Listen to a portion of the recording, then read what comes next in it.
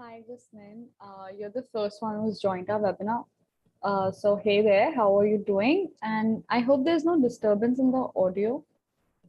You can type it in the chat box. You can talk to me there, or you can also unmute yourself and talk to me. I think I've given you the permission to unmute. So yeah, hey there, what's up?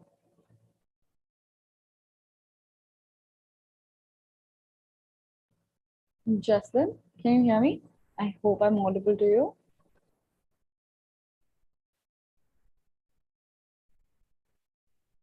No, Justin, you're not. We'll be starting in around 8 minutes. Cool. We can have a conversation on the chat box. Justin, could you tell me something about yourself?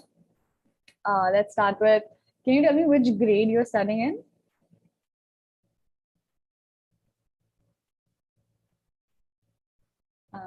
I'll wait for you to type in the answer. Which standard or which particular grade you're studying in, Justin?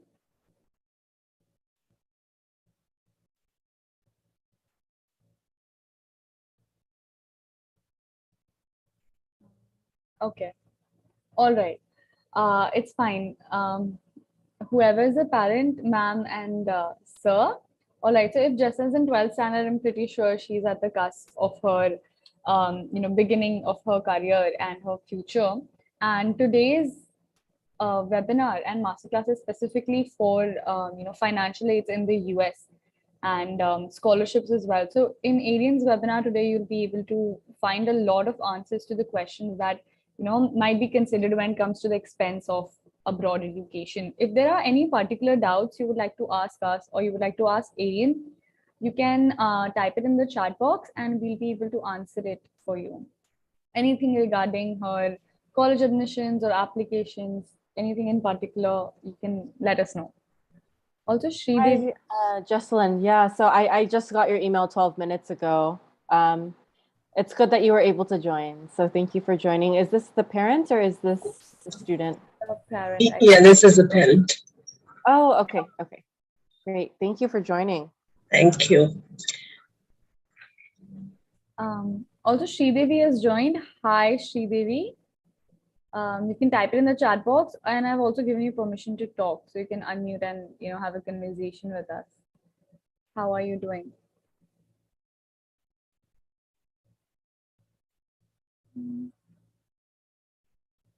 Sridevi Kritika, I hope I'm pronouncing it right.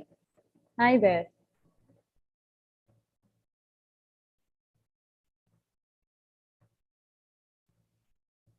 Meanwhile, we'll be starting our webinar in, I think, 6 minutes. So if there are any particular questions to Jaslan's parent or Sridevi, if you have about any particular university, or if you're searching for universities in the US, Canada, or UK, you can let us know in the chat box. Anything in particular you would want to have a conversation about.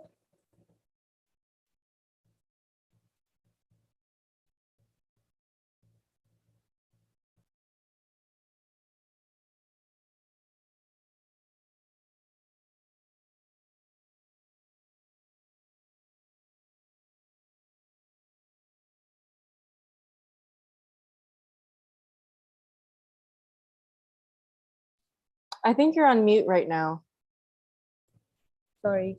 Sridevi, am I audible to you? Yeah. If you can just say. Yeah. I can see. I can hear you. All right, ma'am, you are her parent. You're Sridevi's parent, I'm guessing. No. My daughter Subiksha. Okay. I'm a parent. All right, ma'am. So, like I was telling to Jasmine, ma'am, or Jasmine's parent, whoever that is, if you have any questions in particular regarding universities in the US, Canada, or UK, or any abroad education field question related, if you have, you can ask us in the chat box or communicate with us right now. So we'll be. Yeah, actually, I don't have any idea. Just now I started because Subiksha is in 10th grade now. Okay. I think it's correct time to research about the college and everything. I think so. Absolutely. Absolutely, ma'am. 10th is the perfect time to start looking into career fields. And I think Arienne here would be able to guide you if, your daughter has looked into any particular field that she wants to pursue. Yeah, she wants to go in computer science actually. Okay. I think Arienne can list down universities that she might be able to pursue if she's taking abroad education.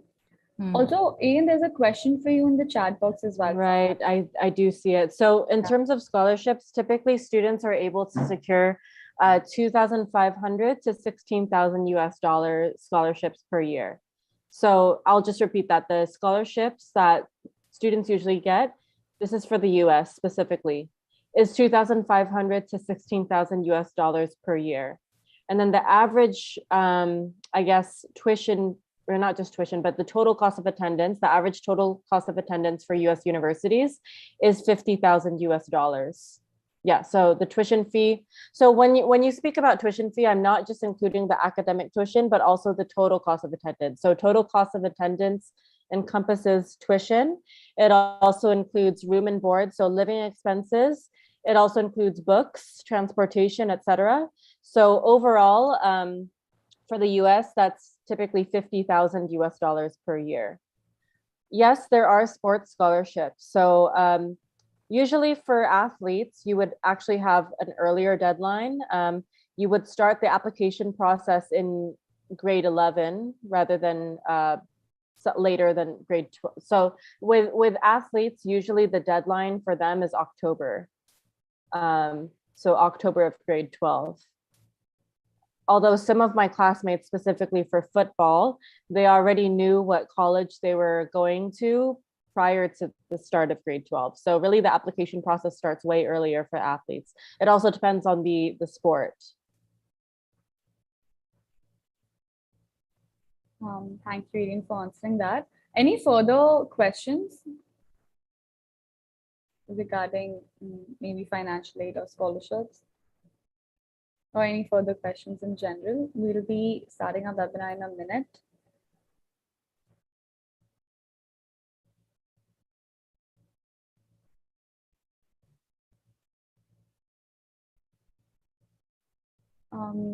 Veera has joined. Hey there, Veera. I'll give you permission to talk as well if you'd like to have a conversation with us. How are you doing? I'm fine, thank you. Yeah.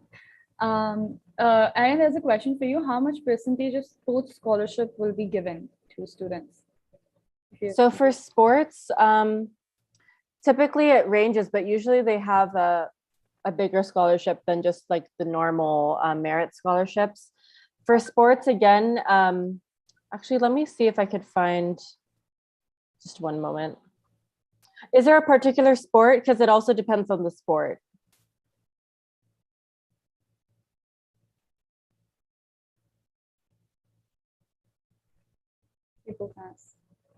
Okay, so in the US, they don't give table tennis sports. So they own, sorry, table tennis scholarships. So usually the sports that they give scholarships for are tennis. So like tennis, like actual tennis, football or soccer, American football and basketball, and also baseball.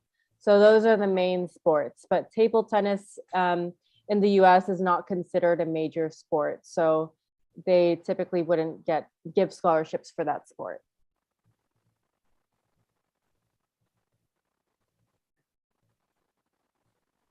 All right, I think we can start our webinar.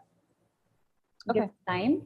Yeah, Sure. So I'll just get to your introduction, or if you want to Just one moment. Yeah. Yeah. Uh-oh, sorry. I just clicked the wrong button.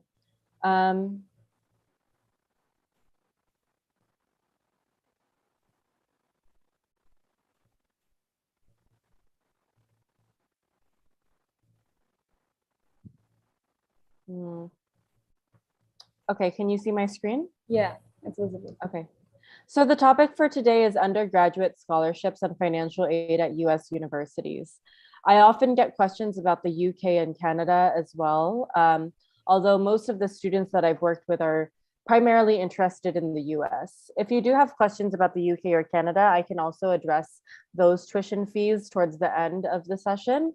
But for the purpose of this particular session, I will be focusing on the US.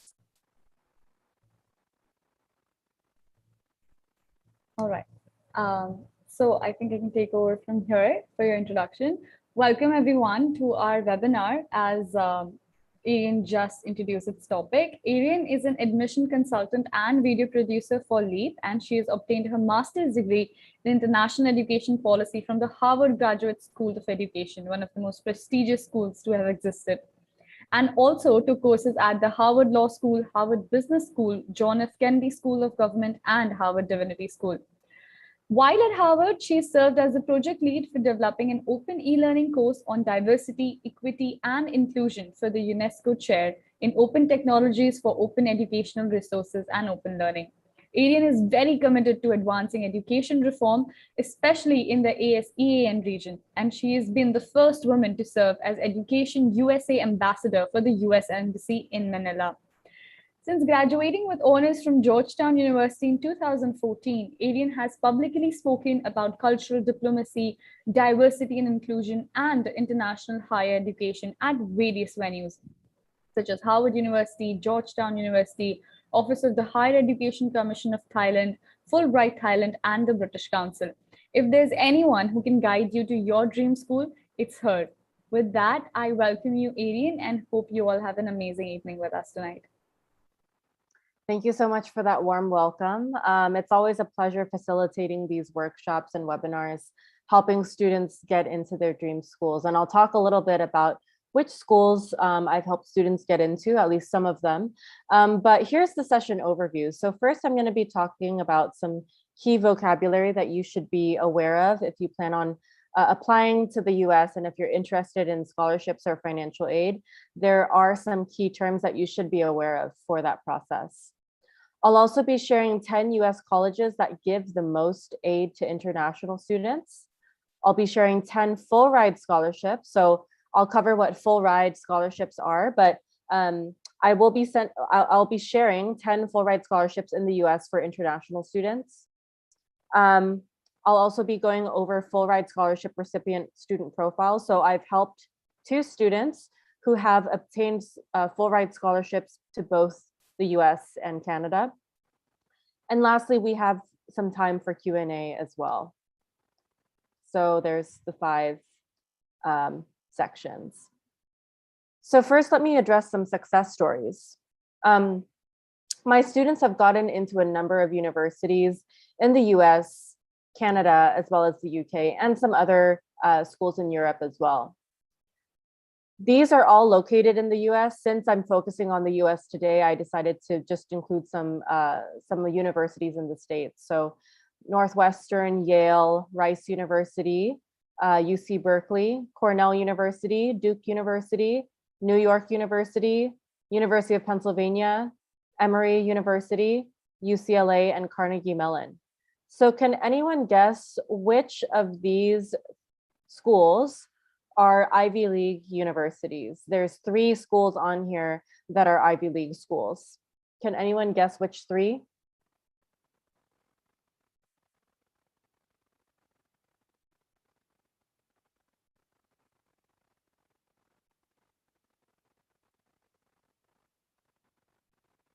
Yale. Okay, so we have Yale. What are the other 2 schools that are Ivy League universities?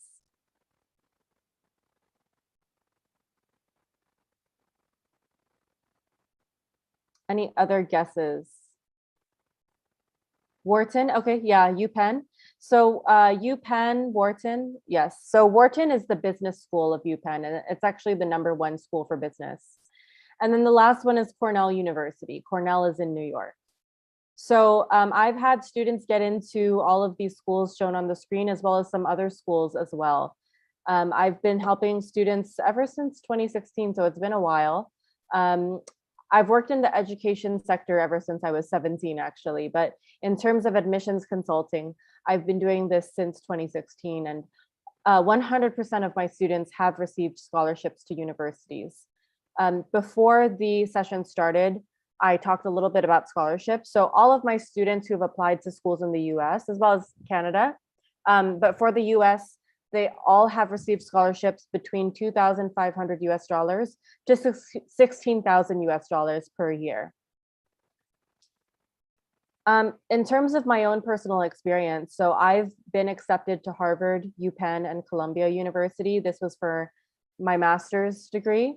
And this is a screenshot of the email that I received from Harvard upon discovering that, I got in. And this is actually the email that was sent to me after I committed to Harvard.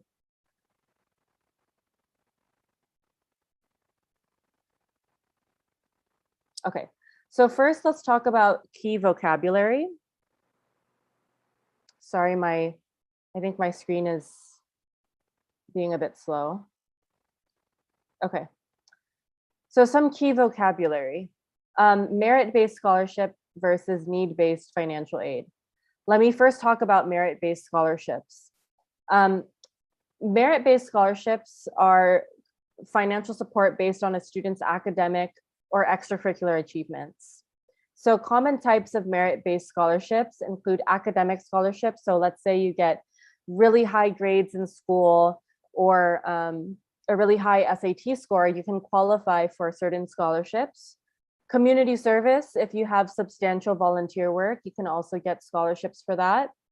Athletics, so we were talking a little bit about sports scholarships, but with the sports scholarships, keep in mind that the sports scholarships are only awarded for some particular sports. So I'll give you some examples. The major sports include basketball, football, soccer, American football, baseball, and tennis.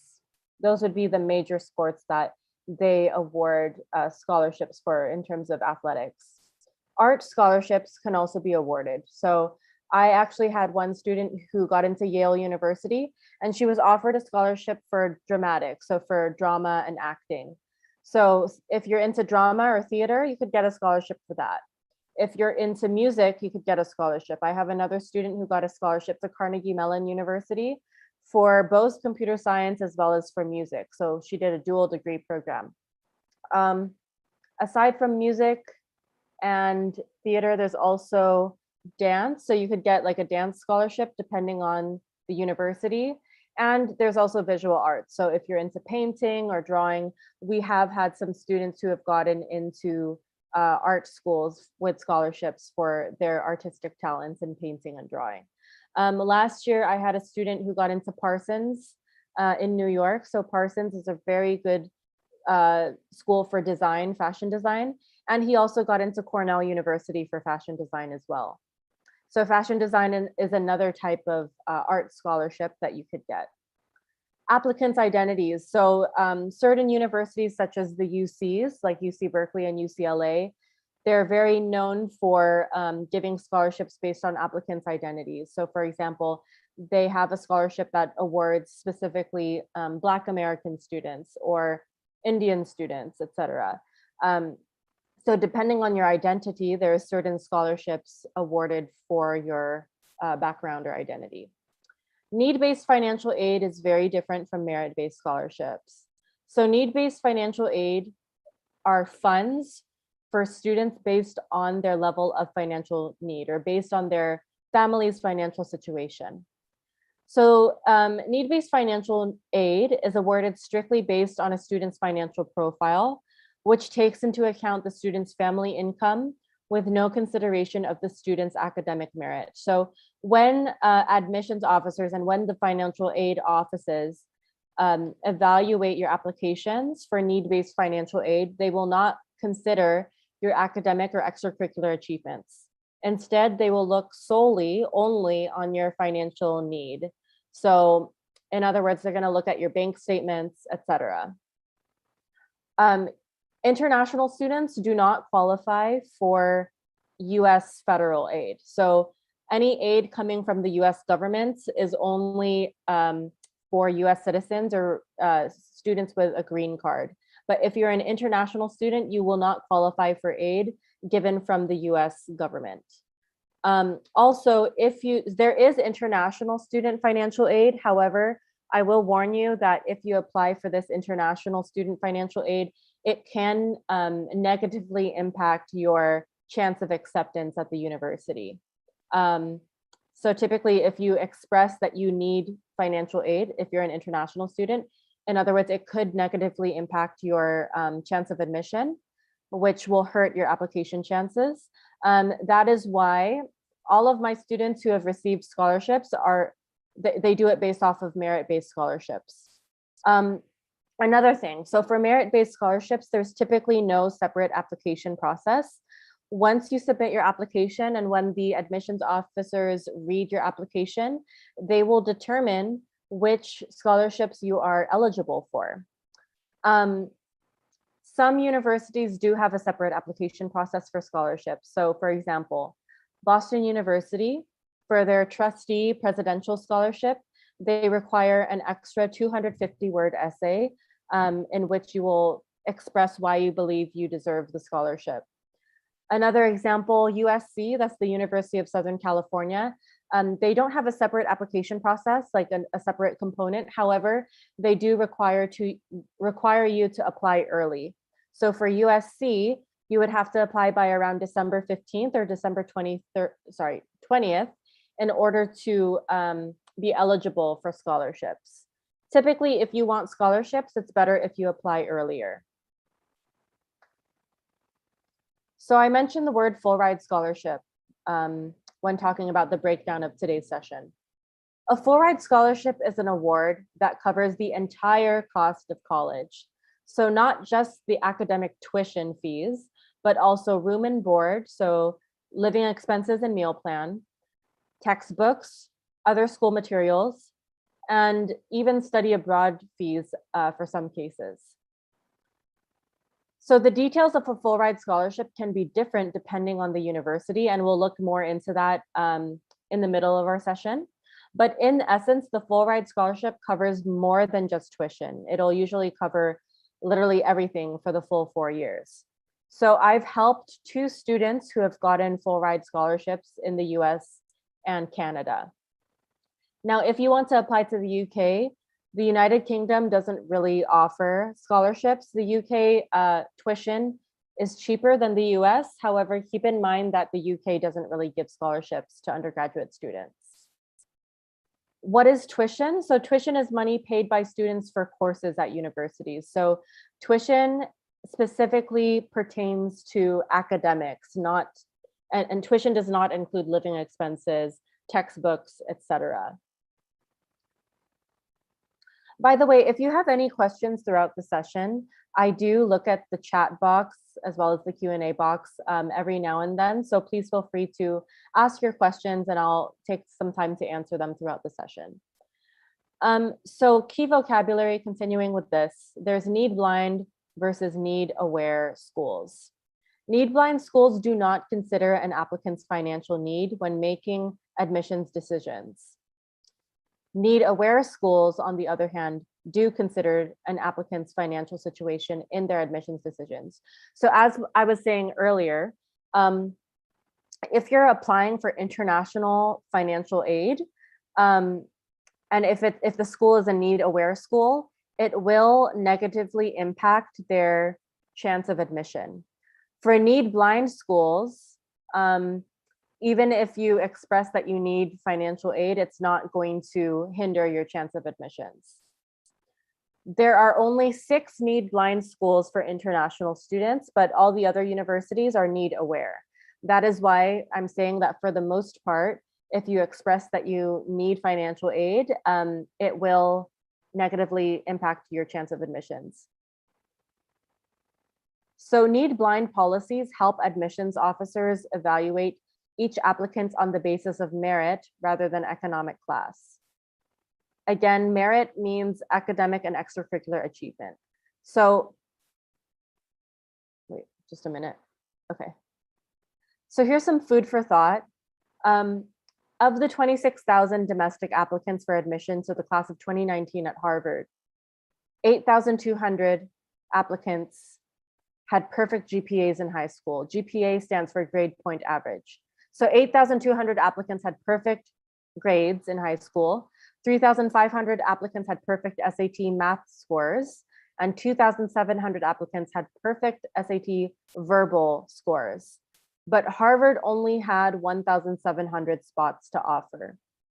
So in the chat box, What are some ways that students can stand out in their applications aside from grades and SAT scores?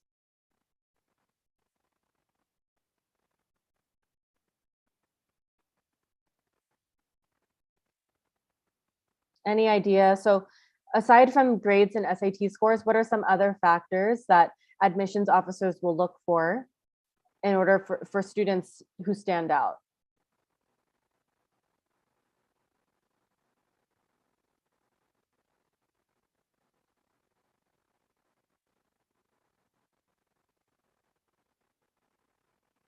Anyone?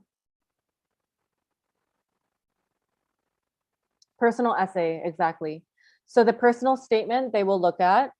Another one would be letters of recommendation. So letters of recommendation are very important. You need to secure at least 2 letters of recommendations for your schools. This is for the US as well as the UK. Another big thing that I was looking for in the chat box, but it's okay, I'll just tell you the answer. Extracurricular activities. So given these statistics, I mean, 8,200 applicants had perfect grades, 3,500 had perfect SAT math scores, 2,700 had perfect SAT verbal scores, yet Harvard only had 1,700 spots to offer. So regardless of these grades and scores, Harvard and all other universities are still going to evaluate non-academic factors, such as letters of recommendation, activities that you do. Exactly. So Vera in the chat said experience in work. So if you have work experience, that's one example of how you can stand out in your applications from the other applicants. In terms of experience in work, most high school students don't have jobs, paid jobs. Most high school students are only able to obtain internships. Now, I understand that not all students are able to get internships, especially if they're in the Gulf region. It's kind of hard. However, there's other ways that you can stand out. Clubs and organizations, sports, arts, volunteer and social work, etc. So these are the 6 need blind schools in the United States: MIT, Harvard, Princeton, Yale, Amherst, and Dartmouth. What this means, again, going over the definition of need blind schools, if you express that you need financial aid, like international financial aid, they're not going to judge you for that. They're not going to negatively impact, it's not going to negatively impact your chance of admission. Need blind schools they really focus on your extracurricular and academic merits. They're not going to really consider your family's financial situation in the admissions decision. So these are some forms to complete when you're applying for scholarships as well as financial aid. The CSS stands for the College Board's College Scholarship Service form. So there is a form. College Board is the facilitator of the SAT as well. So when you apply, there's a form called the CSS form. This will just ask for your basic information as well as your family's financial information. I believe you'd also have to attach a bank statement. There's the International Student Financial Aid application that you would have to fill out. FAFSA. So the FAFSA stands for the Free Application for Federal Student Aid. Most likely you will not have to fill out this form. So international students usually don't fill out this form unless they have permanent resident status. So usually the FAFSA is only for US citizens or those with permanent resident status. So instead of the FAFSA, you will likely have to fill out the International Student Financial Aid application if the university asks for that. Not all universities, however, ask for that form. Some universities, so even if you apply as an international student, some universities still will ask for the FAFSA just to get a sense of your financial information. Usually these forms will ask for the following information: names, ages, and demographics of those in your household. So not just the student names, but also siblings, parents, etc., whoever else lives in the household. Copies of your bank statements, salary slips, tax returns, annual income, and expenses. Anything financial related, so financial documentation, should be attached to these forms, and these forms are very clear on what they require. So now let's get into 10 US colleges that give the most aid to international students. Haverford College in Pennsylvania, it's a very small school. There's only 11.4% of international students at the university.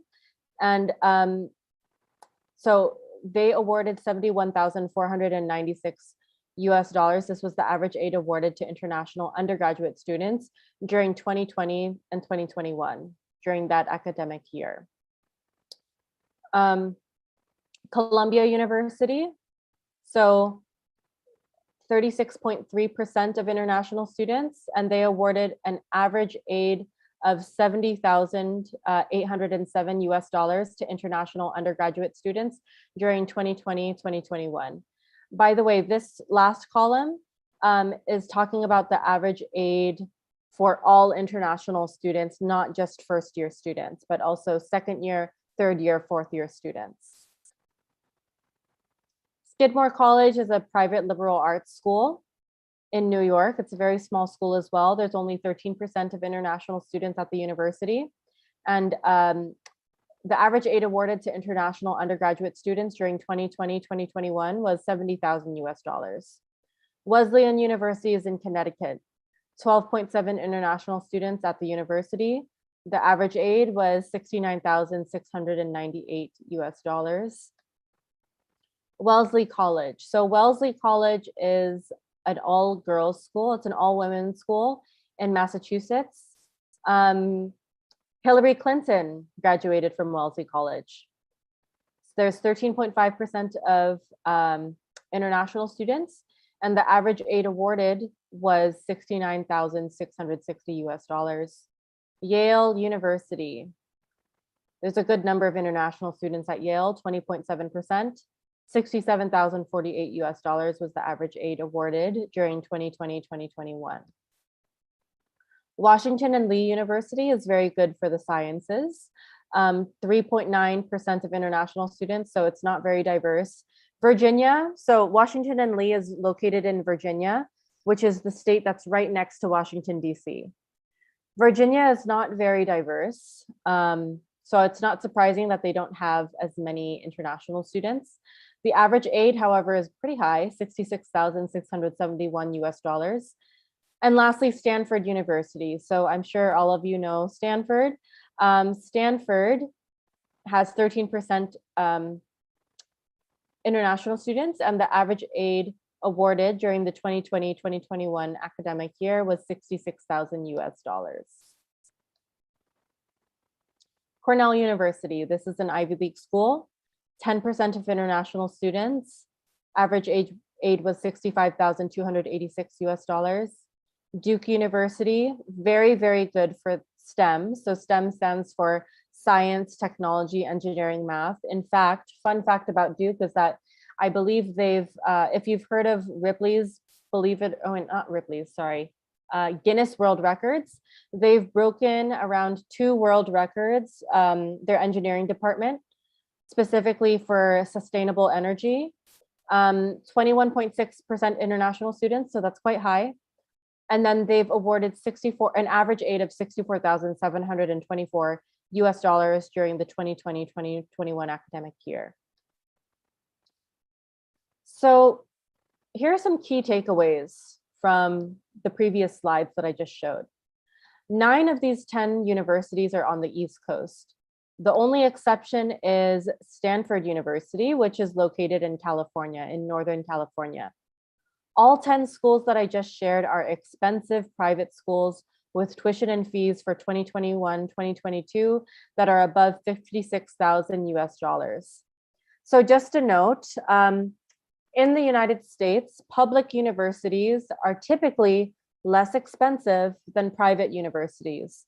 However, private universities are more likely to offer scholarships to international students rather than public universities. Public universities really don't offer scholarships unless you're a US citizen, or a permanent resident of the US. So if you're looking for scholarships, it's better to apply to private universities.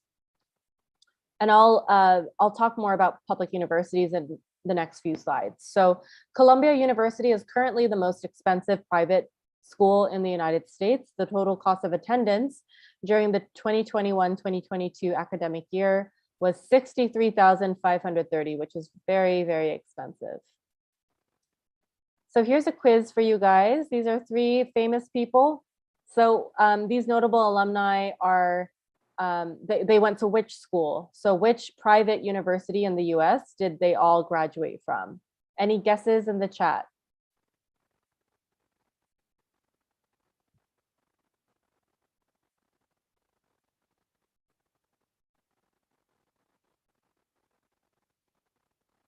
Any guesses? Not quite, very close to MIT, so right across the river. Harvard, exactly. So all of these, so this is Mark Zuckerberg, he founded Facebook. Natalie Portman is an actress, and of course, Barack Obama, so our former president in the US.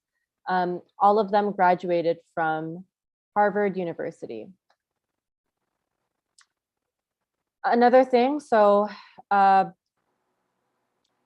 regarding public schools. So again, it's important to remember that in the US, private schools are usually more expensive than public schools. Public universities are funded by the state government. They usually prefer admitting and awarding aid to students whose legal residence is nearby. And I'll give an example. So therefore, international applicants are often at a disadvantage when competing for financial aid at public schools. So let me give you an example, the UC system, UC Berkeley, UCLA. Usually, if you apply to any of the UCs, typically they're going, so it's the state government, the government in California that's going to fund UC Berkeley, UCLA, and all of the UCs. So usually they give scholarships specifically to California residents. They're more likely to give scholarships to California residents than to international students. So here's another quiz for you guys. Which university is the #1 public university in the world? I'll give you a hint, it's in California.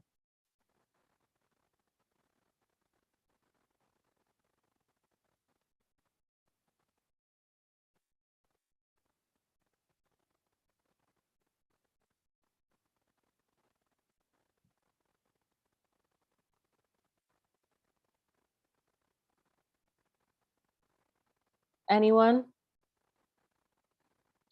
5, 4, 3, 2. University of Michigan. Okay. So just a minute.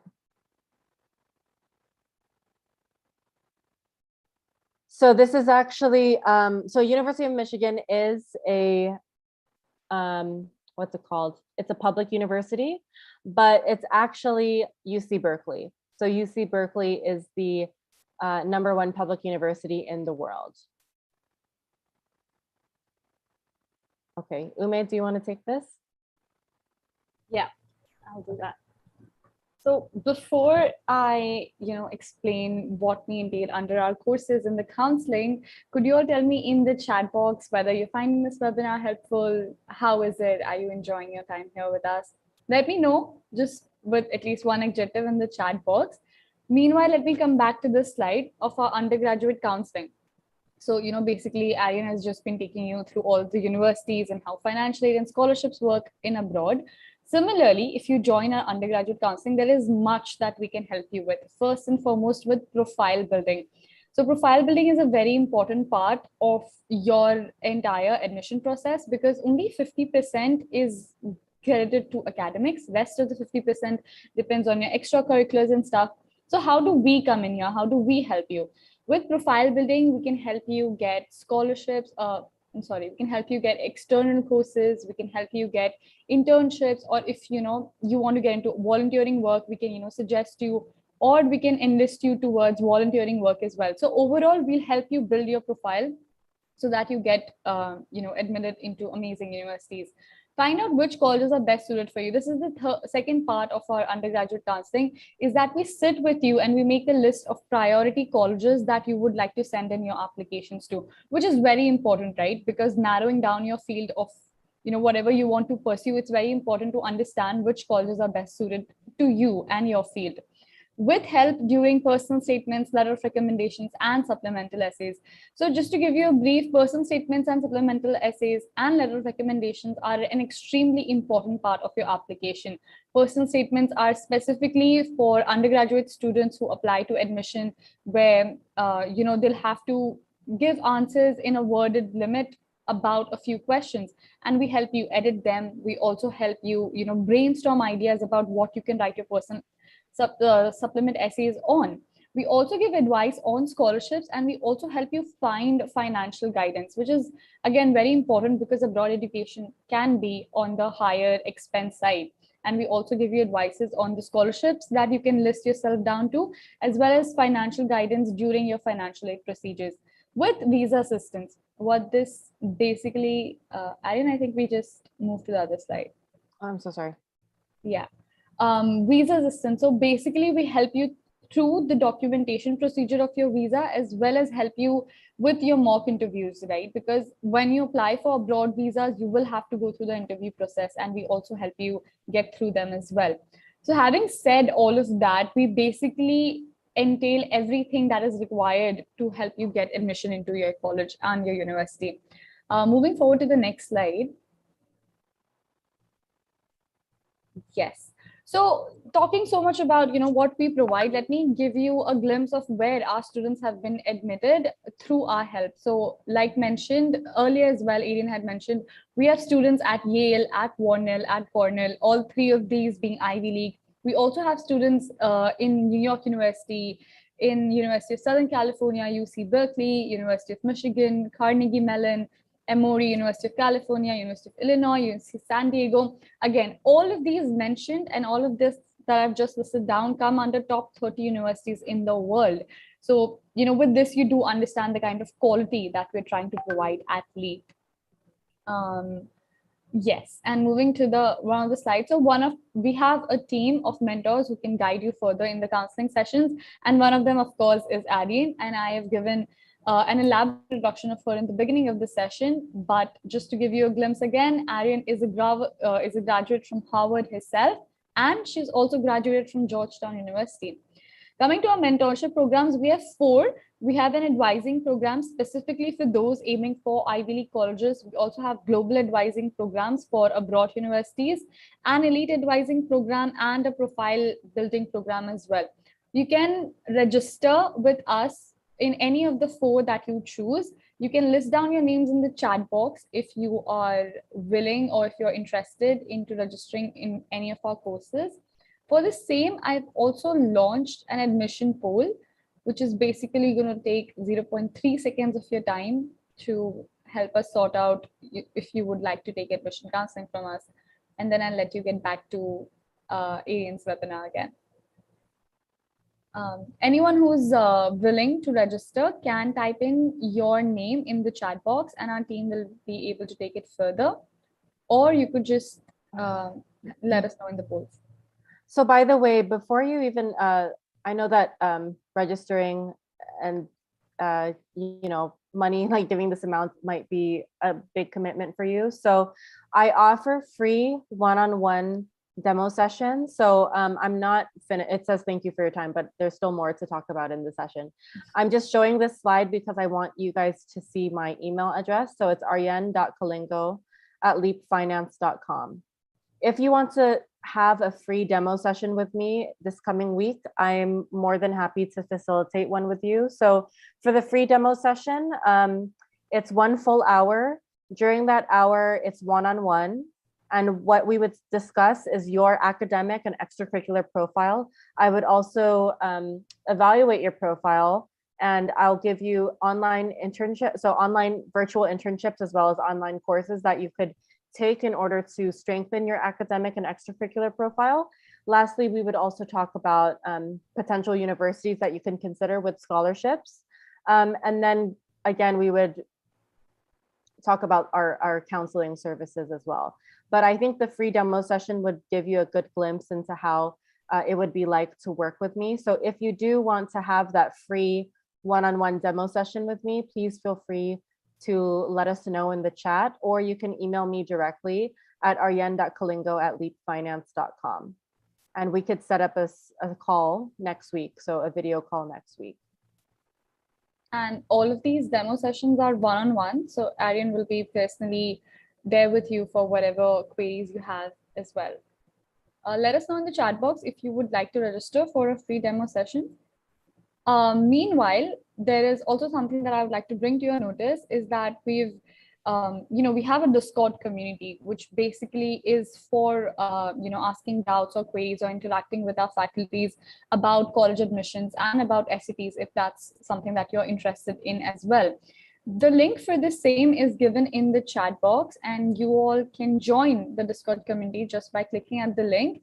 And every up-to-date information regarding your admissions and your abroad application dates as well will be notified on the Discord community. So you can join as well as interact with our faculty directly there on these channels. Thank you so much. And I think I'll let Arienne get back to her webinar. So I put in the chat, I know that there was someone earlier who asked about scholarships for, I don't know if she's still here. Yeah, so scholarships for sports, specifically for table tennis. Sri Devi, I think. Yes.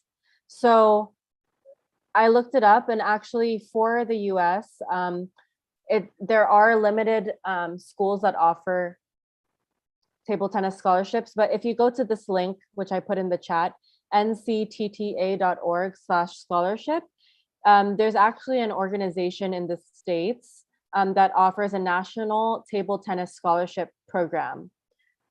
So they will offer scholarships for tuition, books, as well as room and board for table tennis players.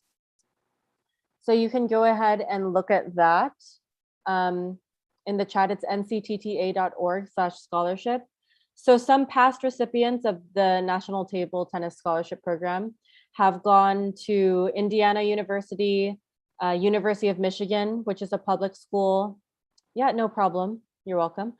UC San Diego, UC Davis, Texas A&M, Yale University. So there's been a number of students who have received this table tennis scholarship.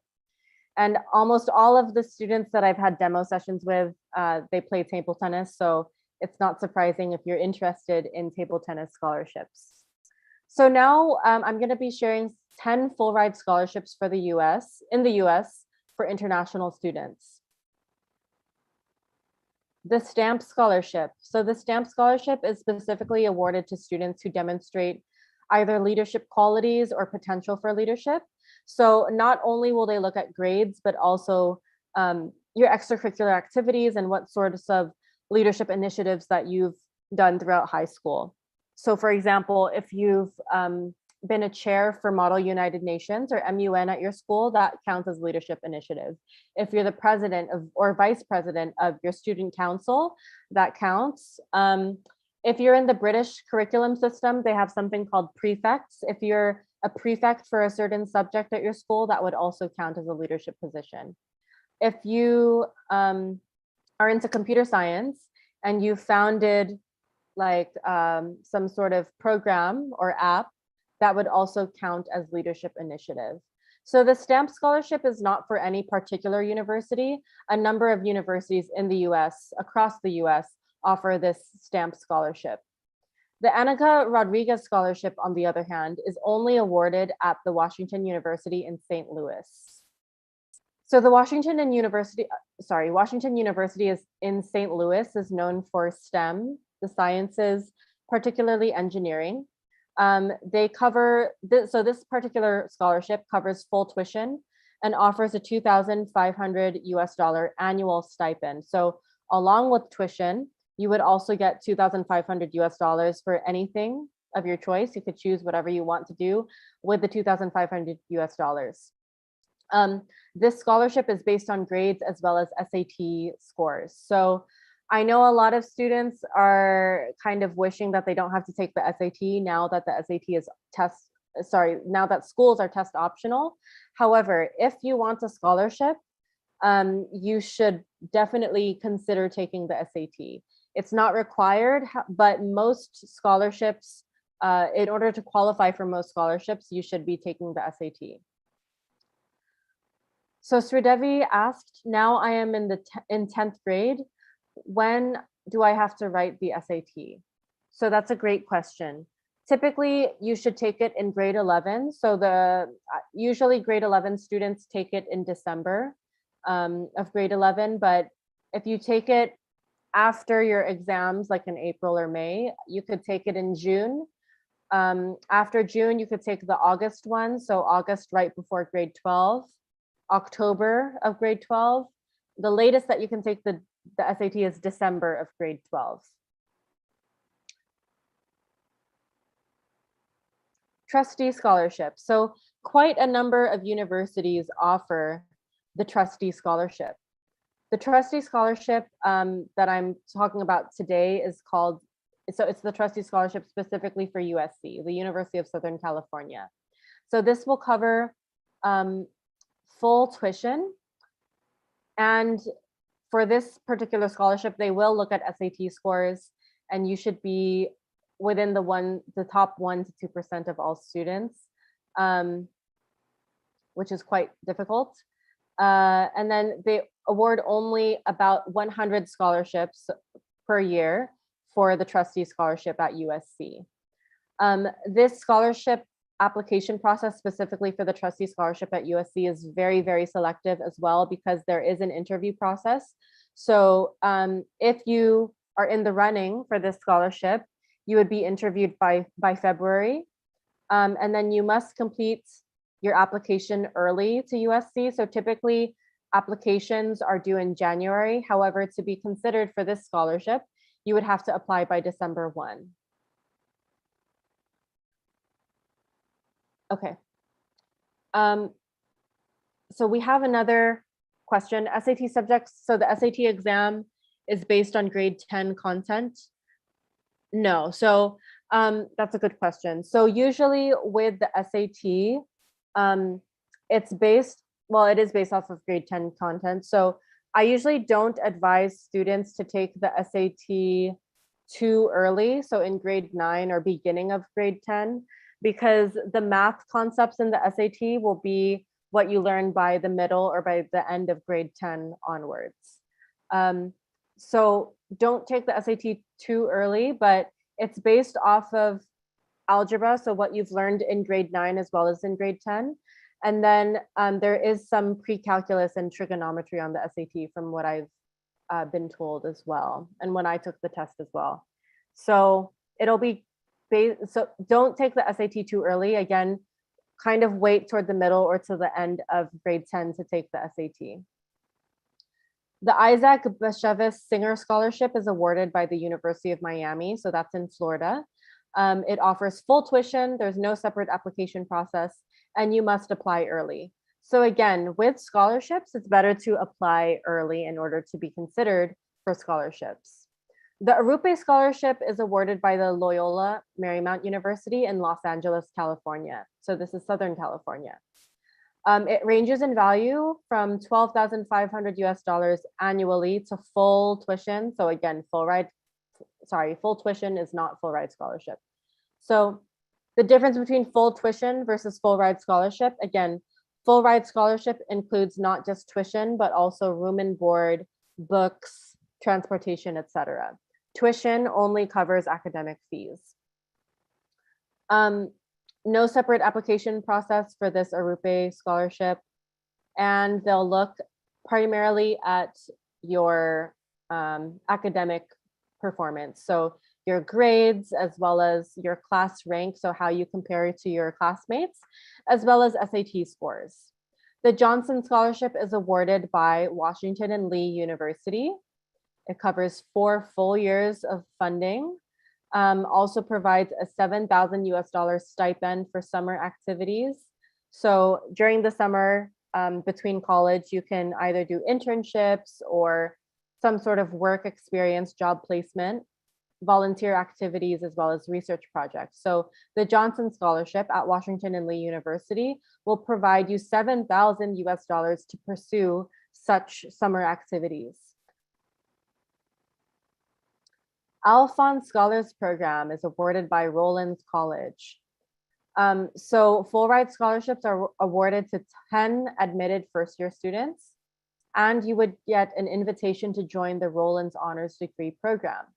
You would also receive personal mentorship by a Rollins Office of External and Competition Scholarships and the Associate Dean of Advising.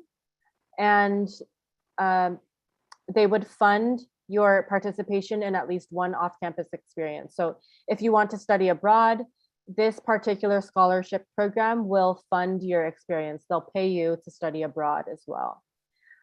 Research collaboration with Rollins faculty members. So you would gain valuable undergraduate research experience, and you would have the ability to live on campus in a dorm for all 4 years, and it's completely fully funded by this scholarship program. The Richmond Scholars Program is awarded by the University of Richmond in Virginia. It covers 4 full years of funding, so your entire college education will be fully funded. Recipients get priority registration for all their classes. So something that you'll struggle with in college is registering for classes because it's very competitive. Sometimes you'll find that some of the classes that you really want to take get, I guess, there's no more seats left. So getting priority registration would be a big plus. $3,000 stipend for academic enhancement. So again, this particular scholarship will award students $3,000 for any particular academic activity, whether it's studying abroad or doing undergraduate research. For this scholarship, it's nice because SAT is optional. You don't have to submit the SAT to be considered for the scholarship. There's no separate application process.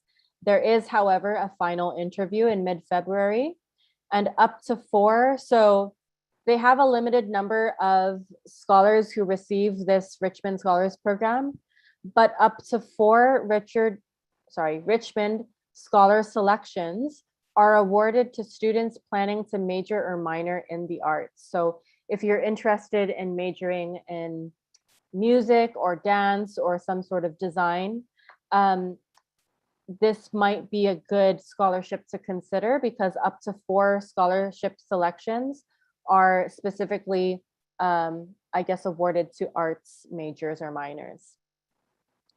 The Cuneif Presidential Scholarship is awarded by Fordham University. Fordham is in New York, and Fordham is known for politics, political science, government.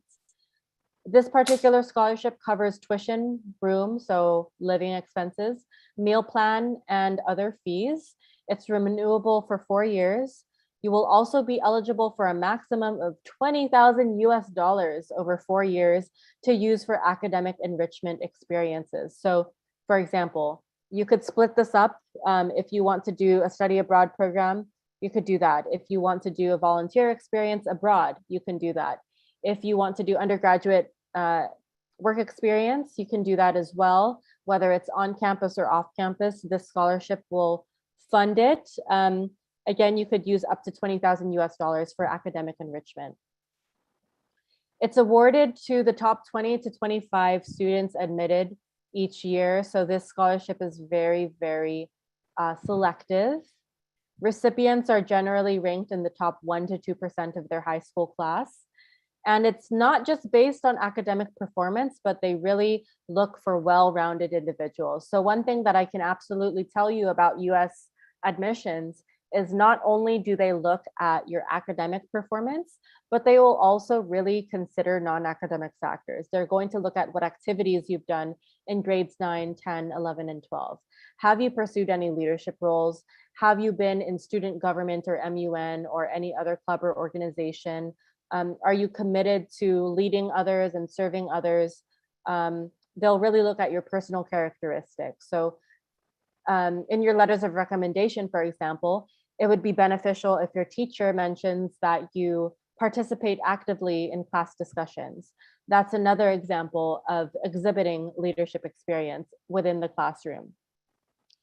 This is also a great scholarship because you're not required to submit an SAT or ACT score to be considered. So no standardized test scores are required for this particular scholarship. And lastly, this is my favorite scholarship because this scholarship awards a lot. Not only do they cover full tuition and fees, but they also give $1,400 each month, given year round for housing and living expenses. They also give a $100,000 annual book stipend every year. So for your textbooks, and textbooks in the US, you'll find not just for the US, but also for the UK and Canada, textbooks are very, very, very expensive. So this is a great scholarship because they'll cover your textbooks each year. You'll get up to $12,000 for an international experience, whether it's studying abroad or volunteering abroad or conducting research abroad. You'll also get up to $3,000 for a professional development experience. So if you want to take a professional certificate in negotiation from Harvard Law School, or if you want to get a professional certificate in project management, you'll get up to $3,000 for that particular experience. They also will pay for trips with other scholarship winners. So if you want to go abroad and just have fun with the other Eugene McDermott Scholarship awardees, you can. They will fund that trip. You will also get paid travel home. So once per year for international students. Usually during December, that's winter break. US colleges have that break usually in December, right before, or December as well as beginning of January for New Year's. That would be a good time to do paid travel home. So they will pay for your flight ticket to go back home. For this particular scholarship at the University of Texas at Dallas, so again, this is not at UT Austin, but this is at UT Dallas. It's based off of your academic performance, community service, so have you volunteered within your community as well as outside of your community, leadership in school, so what clubs and organizations have you been involved in at school, and interest in science, literature, and the arts, as well as social skills. You do have to take the SAT for this particular scholarship. So you must have a 1490 or higher to be considered for this scholarship for the SAT. So the SAT, as you know, is out of 1600. A good score would be 1500 or higher. For this particular scholarship, you should have a 1490 or higher. Most recipients are also in the top 5% of their high school class. So lastly, we're going to look at full ride scholarship recipient student profiles.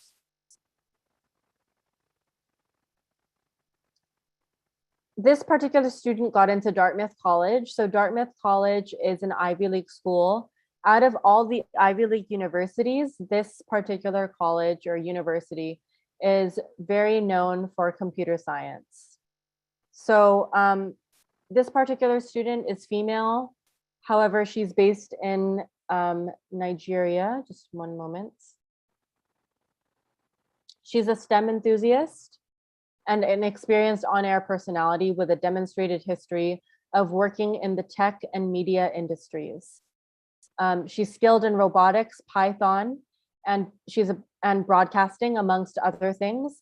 And she's also very much involved with volunteer work as an affiliate of Rotary International. So I got this from her LinkedIn profile. She also got a 1570 on the SAT. So again, the SAT is out of 1600 and she got almost a perfect score, 1570. Her major is engineering with a particular interest in computer engineering. On your applications, I highly encourage you to be as specific as possible. So if you're interested in engineering, not only should you just say, I like engineering, but you should be particular about what type of engineering do you like? Do you like mechanical engineering? Do you like computer engineering? Do you like civil engineering or aerospace or aeronautical engineering? What particular type of engineering do you like and why do you like that engineering? Usually the more specific you are, the better you are, or the more impressive you are on your applications. because it'll show that you're very focused and you know exactly what you want to pursue. So more about this particular student. She will be a Microsoft Explorer intern this coming summer. So I believe next month she'll be pursuing a Microsoft Explorer internship. But during high school, she did pursue 2 internships. So she did a pharmaceutical internship as well as an engineering internship. So the pharmaceutical internship that she did in high school has nothing to do with what she's studying in college. That's perfectly fine. If you're able to secure any sort of internship, regardless of what you want to study in high school, that will still look very good on your applications because it'll show leadership initiative and it'll also show that you're being proactive during your summer. So for instance, I had my student who got into Wharton, so that's at UPenn for business, specifically for finance. She did some sort of social media internship, which really doesn't have to deal with what she's doing with finance right now, but it really helped her in her applications in the long run. And she got into UPenn with scholarships. So any sorts of internships would really be beneficial in your applications. While in high school, she also built and programmed a remote control robot to simulate the role of tech in mitigating the world ocean pollution crisis. So as you can see, she is very determined. She built a robot and then she really had a purpose for that robot. She did it in order to mitigate the world ocean pollution crisis. So what's nice is that she built a robot in order to address a social issue, an environmental issue. US colleges really like if you're aware of social issues, whether it be environmental issues or educational issues, etc. She also founded a radio show, and she also received full ride scholarships to Vanderbilt University, so that's in Tennessee, as well as the University of British Columbia in Canada. Lastly, I am connected with another student who got into Duke University. So Duke University has a very unique scholarship called the Karsh International Scholarship. And this is specifically for international students at Duke University. For the Karsh International Scholarship, it's awarded to not just one student, but to a number of students, international students. So this is from his particular LinkedIn profile. He's a freshman currently, so a first-year student and Karsh Scholar at Duke University, where he plans to pursue electrical engineering and computer science. His current research interests lie in the intersections of sustainability and artificial intelligence, especially computational agriculture, in which he has led multiple research projects. He is also active in advocating quality STEM education. So again, STEM stands for science, technology, engineering, math, for underprivileged youth through co-founding a nonprofit organization named Pioneers. Very witty, he used the pi sign. So I know a lot about Pioneers. So with Pioneers, he created this organization that teaches youth physics, mathematics, chemistry, as well as other math and science topics. Fun fact, he did not take the SAT, and yet he was able to still obtain this prestigious full ride scholarship at Duke University. So he did not take the SAT. He double major, so currently he's double majoring in electric and computer engineering and computer science. He took a course on Coursera. So courses on Coursera, edX, Udemy, any online course counts as an extracurricular activity. What's great is that he took the data science math skills course on Coursera that's taught by a Duke University professor. So right away in his applications, that already demonstrates that he's interested in Duke University. By taking this Duke University online course in high school, it shows that already he's interested in Duke. So for example, if you want to get into MIT, like if let's say you want to apply to MIT and get into MIT, you should consider taking an online course, either on Coursera or edX, that's offered by MIT. And MIT has a number of online courses that they offer. And they're free online and self-paced on Coursera or edX. So again, he co-founded this nonprofit organization called Pioneers. It offers mathematics, biology, chemistry, and physics lessons through video recordings, online meetings, live meetings, and modules. Currently, he's in the highest 10% of undergraduate students in the Pratt School of Engineering. He has a 4.0 GPA. So something about GPA, GPA stands for grade point average. A perfect GPA is 4.0. A failing GPA would be 1.0. During high school, he pursued 3 internships. And these internships were related to physics, chemistry, environmental science, and computer science. His ultimate goal, so this was mentioned in his application essay. His ultimate goal is to provide microsatellites that can help minimize the harsh effects of the weather to farmers in the Philippines. And his father is a farmer. What's nice about these last 2 bullet points is that 1, it shows that he's very, very focused. He has a very focused, narrowed down career goal. 2, he wants to address a social issue, like a social problem, particularly in his home country.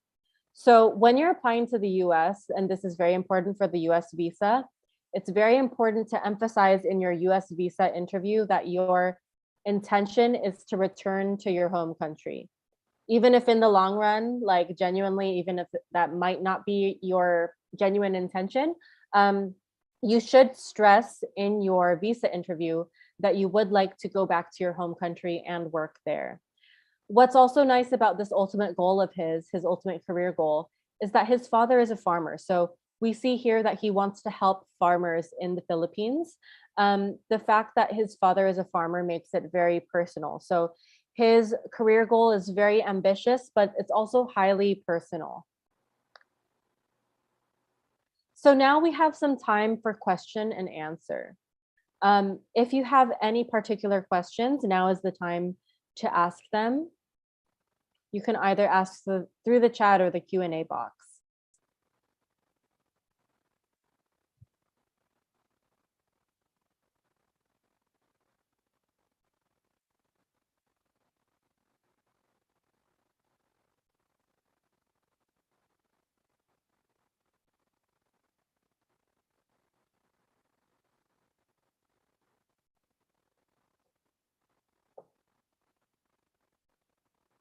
When do we start applying?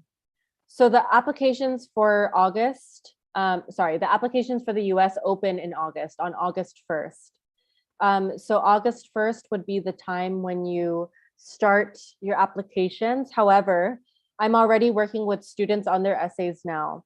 My personal advice to you, it's going to be very crazy and strenuous and tedious, the whole application process. So you should start as early as now with your essays. My personal advice to students, especially grade 12 students, is that they finish their personal statement in the month of July. So by the end of July, you should finish your personal statement so that by August, once the applications open, your only worry is to worry about the SAT as well as supplemental essays. So supplemental essays are university specific questions. So along with your US personal statement, you'll also have to write these extra essays for each university. How many times can you write the SAT? You can write the SAT as much as you would like. However, my personal advice to students is 3 to 4 times, no more than 3 times maximum. Usually students take it 2 to 3 times. Is the tuition fee / scholarship range for Canada similar? No, it's not. So I can actually, I'll share my screen. I have another presentation in which I can share the tuition for Canada. Just one moment.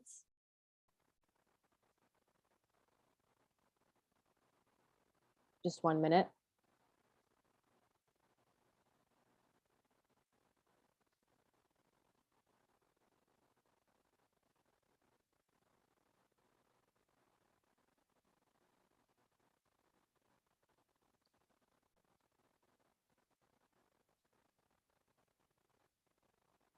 I'm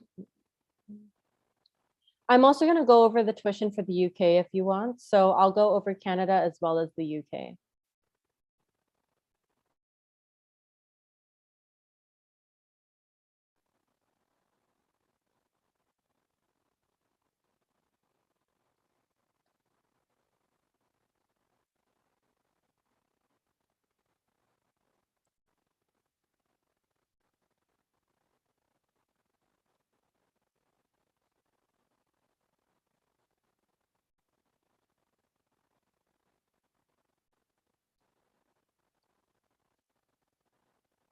US versus Canada.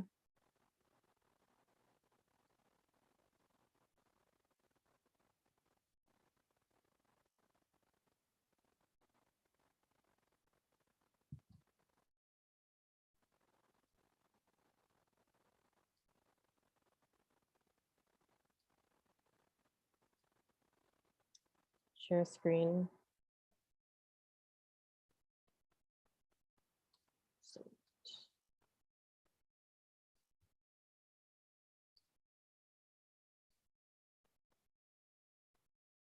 Okay.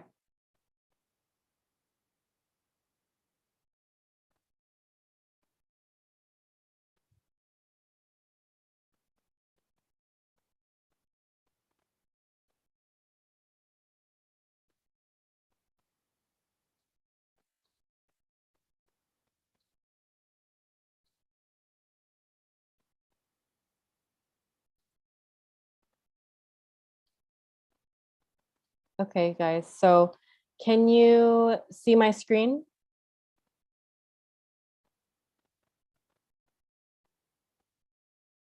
Hello? Yeah, it's visible. Okay, great.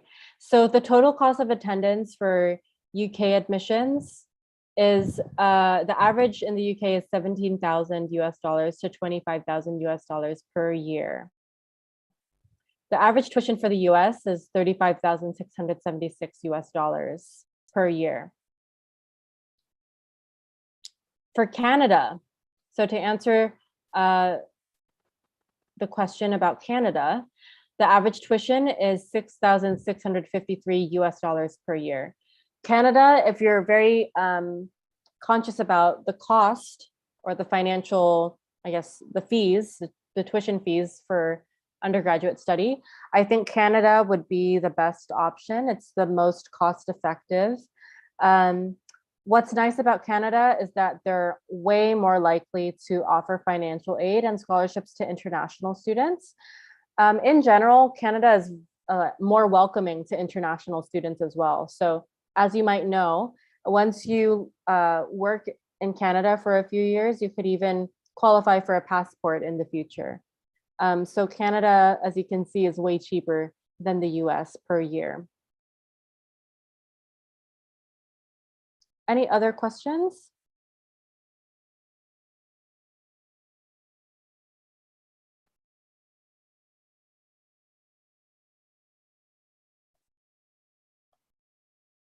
What about Japan? So Tariq, I'm going to be very honest with you.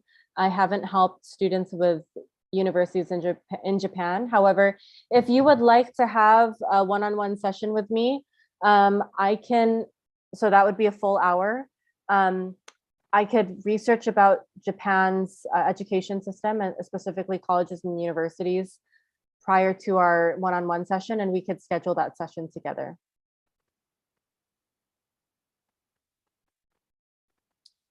I wouldn't say 60,000 US dollars in the US, it's more like 50,000 US dollars. When I said $60,000 in my slides, I was referring specifically to Columbia University. That's the most expensive tuition fee. But usually the average would be around 50,000 US dollars in the US. Some of them are even lower than 50,000. And what are some other questions? Okay.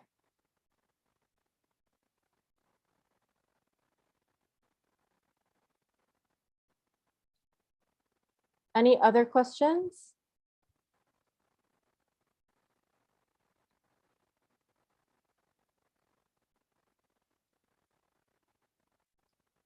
So if anyone would like a free one-on-one session with me, we can definitely do that. So with Singapore, okay, Ashok, so with Singapore, I don't know about the fees. However, I used to live in Singapore. I was there for 3 years. I know about the application process, but I don't know about the fees. So again, if you would like to schedule a one-on-one session with me, I could look up about the fees and that process. But in terms of the application process for Singapore, they're going to pay mostly, they'll pay attention on your grades.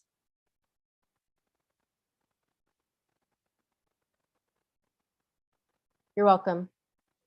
The acceptance rate for Purdue University for international students, let me check that, just a minute.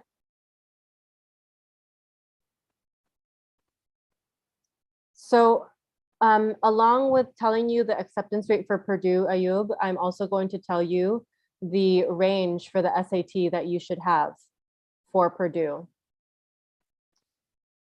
So for any universities you like, by the way, within the US, I could tell you the SAT range that you should have in order to be accepted, as well as the acceptance rate. So it's 67% acceptance rate for Purdue, and you should have an SAT score between 1170 to 1420 for Purdue. If you have any other universities you would like me to look up, now would be a great time. Just let me know.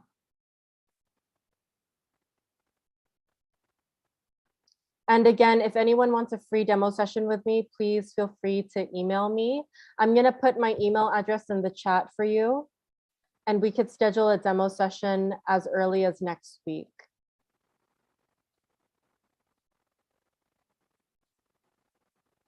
If you have any questions or concerns, or if you want to have that one-on-one free session with me, here is my email address. I've put it in the chat.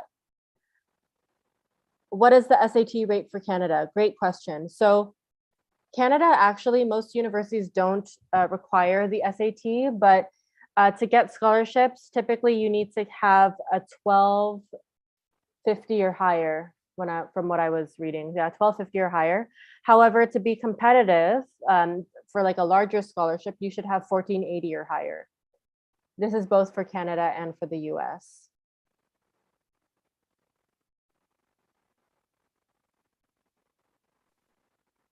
I think there's one more question. For Purdue, what is the average scholarship? Right. Well, when I've helped, so Purdue, they usually don't release this information. So I'll just talk from personal experience with my students who have gotten into Purdue.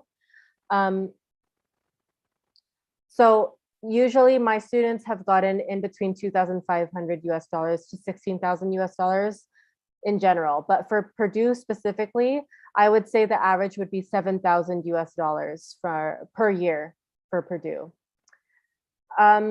For Canada, IELTS, no. For Canada, you have to take the IELTS. And for Canada, it's actually required not just for the university, but also to even obtain the study permit to go to Canada, you have to take the IELTS. Now the IELTS is out of 9. It's 0 to 9 and there's scores of 0.5. In order to even receive the study visa, you need to have a score of at least 6.5 out of 9. A good score on the IELTS would be 7.5 or above.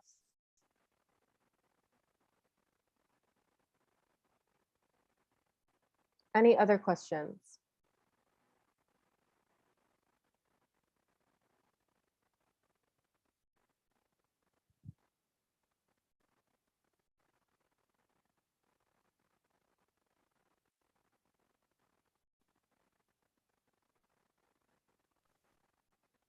Okay, so if there are no further questions, I think you can end the session here.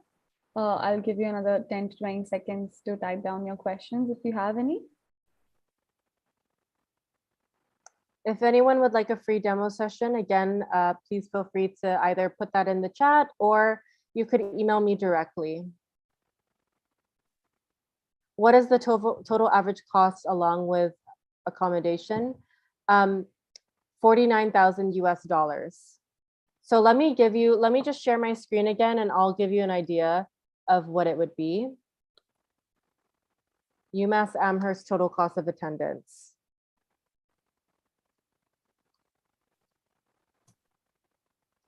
So Ayub, I'm about to show you something. Actually, no, let's look at Purdue University.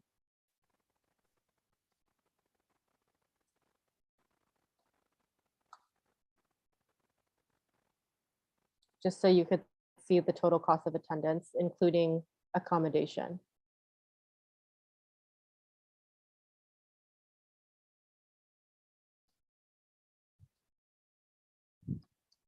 All right.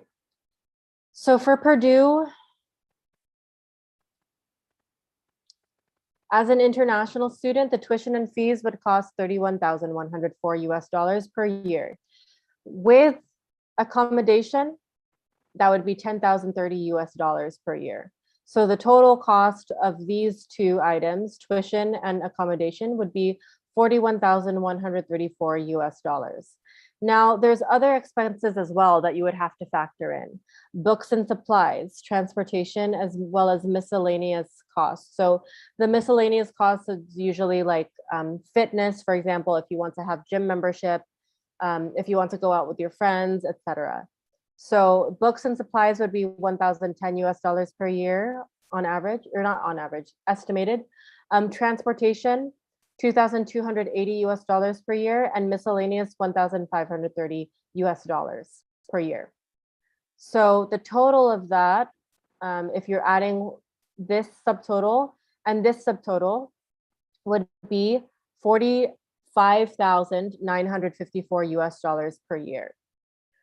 This is the perfect sample for other universities as well to look at this particular school's total cost of attendance, because usually other universities have a similar total cost of attendance. Some universities are a little bit more expensive, others can be a little bit cheaper as well. Are there any final questions?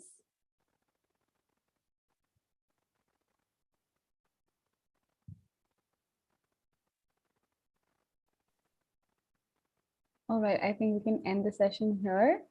Thank you so much for joining in, guys. Hope you had a lovely session with us. Hope it was helpful. Again, if you want to book a free demo session or you want to register to any of the counseling courses, you can email Arienne at the specific email ID that's just written in your chat box. And please keep taking care of yourselves, and thank you so much for joining in. We have these webinars. Every Friday, yeah. So the next demo session is probably, it's not demo session. The next webinar is going to be on the resume, I believe. So how to draft your resume or CV, as well as essays. So I'll talk about essays as well as the resume in the next session on Friday. Same timing, so you can join us on Fridays as well. Thank you so much, guys. Thank you. All right, Ayub, we'll be sending you the link for the demo session. Ayub, do you want to book a demo session with Arienne? Or are you talking about the webinar for next week? Yes, okay, so you want to, all right. Okay. I've taken down the name, Ayub, and Arienne will get in touch with you for the demo session. Right. Any others who would want to register for it? You're welcome. Okay. I think it's only Ayub for now. All right, thank you.